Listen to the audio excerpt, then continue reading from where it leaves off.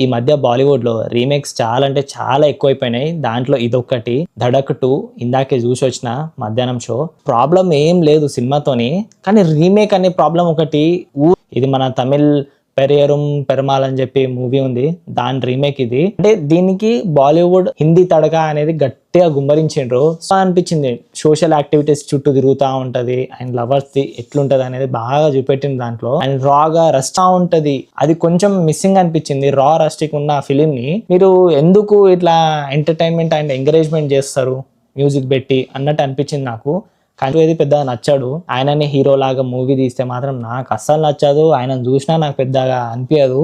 Hero material కాదేమో అనిపిస్తుంది నాకు ఆయన చూస్తే. లాస్ట్ ఫిలిం ఏదో వచ్చింది తప్ప నార్త్ లో, ఇక్కడ కూడా ఎవరు దేకలేరు దాన్ని. కానీ దాని తర్వాత ఇంత మంచి ఫిలిం తీసిండంటే నిజంగా చాలా బాగుంది. అసలు మంచిగా పుల్ ఆఫ్ చేసిండ్రు. మంచి క్యారెక్టర్ పడ్డప్పుడే యాక్టర్ ఆర్ యాక్ట్రెస్ అనేటోళ్ళు కూడా అనిపించలేదు నాకు. కొత్తగా రా అండ్ రస్టిక్ గా చూపెట్టిన టైంని. అండ్ సిద్ధాంత్ చతుర్వేది కూడా మరీ ఓవర్ యాక్షన్లు దుబ్బకుండా చాలా బాగా చేసిండు. ఎప్పుడు చూసినా యాక్షన్లు బీక్షన్లు చేస్తూ ఉంటాడు. చేసిండ్రు అని అనిపించింది, కానీ ఒక ప్రాపర్ మ్యూజిక్ ఉంది అన్నట్టు ఎక్కడ కూడా అనిపించలేదు. అదొక చిన్న డిసప్పాయింట్మెంట్ అనిపించింది అంతే. అండ్ మూవీ మాత్రం గుడ్, చాలా బాగుంది. అండ్ నేను చతుర్వేది తృప్తి డిమ్రికి the best film in their career అని అనిపించింది నాకైతే.